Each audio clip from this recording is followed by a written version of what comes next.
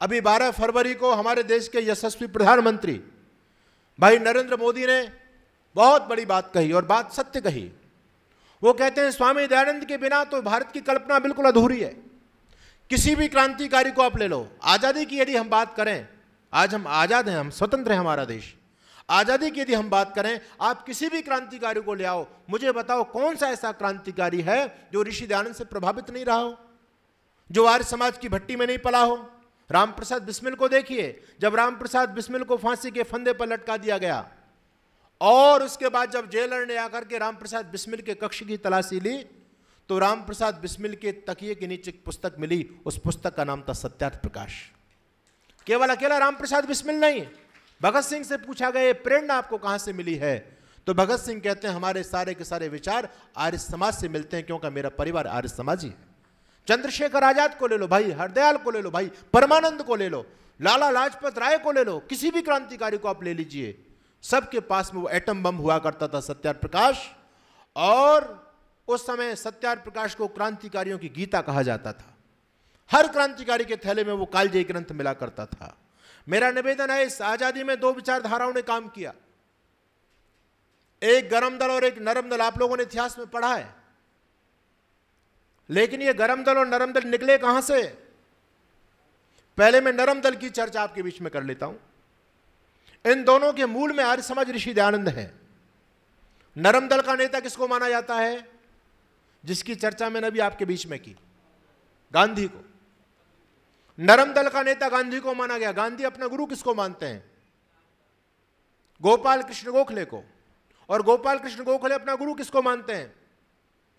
गोपाल कृष्ण गोखले तिलक जी को अपना गुरु मानते हैं, और तिलक जी अपना गुरु मानते हैं महादेव गोविंद रानाडे को। और महादेव गोविंद रानाडे महर्षि दयानंद के परम शिष्य थे। पूना प्रवचन आप लोगों ने पढ़ा होगा। ऋषि दयानंद को महाराष्ट्र की पावन धरती पर आमंत्रित किया महादेव गोविंद रानाडे ने। पूरी व्यवस्था की, 15 प्रवचन ऋषि दयानंद के उन्होंने वहां पर कराए। ऋषि दयानंद के शिष्य थे महादेव गोविंद रानाडे, महादेव गोविंद रानाडे के शिष्य थे तिलक जी, तिलक जी के शिष्य थे गोखले जी, और गोखले के शिष्य थे गांधी। ये है नरम दल की परंपरा। दूसरी परंपरा है गरम दल की। गरम दल में क्रांतिकारियों का गुरु, क्रांतिकारियों का नेता किसको माना जाता है? इतिहास से शायद आप लोगों का कम वास्ता रहा है। क्रांतिकारियों का गुरु माना जाता है श्यामजी कृष्ण वर्मा को। वही श्यामजी कृष्ण वर्मा जब नरेंद्र मोदी गुजरात के मुख्यमंत्री थे तो इंग्लैंड से उनका अस्थि कलश लेकर के आए थे। गुजरात में उनका जन्म हुआ था श्यामजी कृष्ण वर्मा का। वह मांडवी स्थान है, वहां पर गुजरात सरकार ने बहुत बड़ा एक स्मारक उनके नाम से बनाया है। ये श्यामजी कृष्ण वर्मा सभी क्रांतिकारियों के गुरु थे। और श्यामजी कृष्ण वर्मा के गुरु कौन थे? श्यामजी कृष्ण वर्मा ने साक्षात ऋषि दयानंद के चरणों में बैठ करके वेद आदि सत्य शास्त्रों का अध्ययन किया, महाभाष्य ऋषि दयानंद से पढ़ा, और अनेक हमारे ग्रंथ मनुस्मृति आदि ऋषि दयानंद से पढ़े। श्यामजी कृष्ण वर्मा महर्षि दयानंद को अपना गुरु मानते हैं। और ऋषि दयानंद ने जिस आर्य समाज की स्थापना की 1875 में कांकड़बाड़ी के अंदर डॉक्टर मणिक राव के यहां पर, उस आर्य समाज का प्रधान श्यामजी कृष्ण वर्मा को बनाया गया था। 1876 में श्यामजी कृष्ण वर्मा को इंग्लैंड से पत्र मिला, और उस पत्र में लिखा था श्यामजी कृष्ण वर्मा आपको ऑक्सफोर्ड यूनिवर्सिटी के अंदर संस्कृत के प्रोफेसर के रूप में नियुक्त किया जाता है। बहुत बड़े विद्वान थे श्यामजी कृष्ण वर्मा संस्कृत के।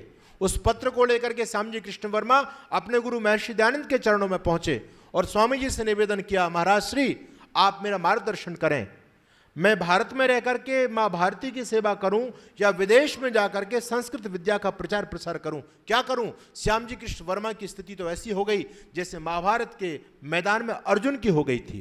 दोनों सेनाएं आमने सामने हैं, अर्जुन किम करते विमूढ़ हो गए।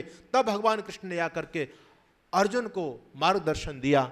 उसी प्रकार महर्षि दयानंद कहते हैं, वर्मा जी आप विदेश जाइए, वहाँ संस्कृत विद्या का पठन पाठन कराइए, लेकिन वहाँ पर रह करके भी आपको देश की आज़ादी की लौ जलानी है, देश को आज़ाद कराना है, यह आपका मुख्य ध्येय होना चाहिए, उद्देश्य होना चाहिए।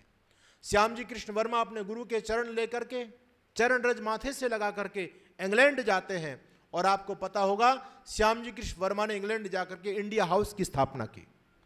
उस इंडिया हाउस के अंदर उस समय भारत देश के जितने भी संभ्रांत परिवारों के बच्चे विदेशों में पढ़ने के लिए जाते थे, श्यामजी कृष्ण वर्मा ने इंडिया हाउस के अंदर सबको स्थान दिया, चाहे वो पंजाब केसरी लाला लाजपत राय हो, चाहे वीर सर सावरकर हो, चाहे मदनलाल ढींगरा हो, चाहे उधम सिंह हो, जितने भी क्रांतिकारी थे सबको श्यामजी कृष्ण वर्मा क्रांति का पाठ पढ़ाते हैं।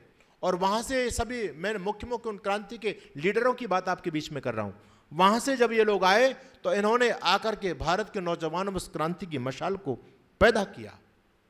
तो आज इतिहास के अंदर श्यामजी कृष्ण वर्मा का नाम अमिट अक्षरों में लिखा हुआ है, जो क्रांतिकारियों के गुरु माने जाते हैं। तो श्यामजी कृष्ण वर्मा गरम दल के क्रांतिकारियों के गुरु हैं, श्यामजी कृष्ण वर्मा के गुरु हैं महर्षि दयानंद। नरम दल में आ जाओ तब भी ऋषि दयानंद है, ऋषि दयानंद के बिना भारत की कल्पना अधूरी है। नतमस्तक सब आर्यजन करते तुम्हें प्रणाम, अजर अमर है विश्व में दयानंद का नाम। दयानंद का नाम महर्षि पदवी पाई, दयानंद का नाम महर्षि पदवी पाई, भूले भटके जनगण मन को राह दिखाई, और गोरे भारत नहीं छोड़ते राजी राजी, देते अगर ना योग देश के आर्य समाजी। 85% से अधिक योगदान ऋषि दयानंद के शिष्यों का और आर्य समाज का रहा देश की आजादी में। आर्य समाज वो संगठन है, वो संस्था है जिसने अपने सनातन धर्म की रक्षा के लिए, देश के लिए, संस्कृति के लिए, इतिहास के लिए अपना सर्वस्व न्यौछावर करके अपने महापुरुषों की परंपरा की सम्मान की रक्षा की है।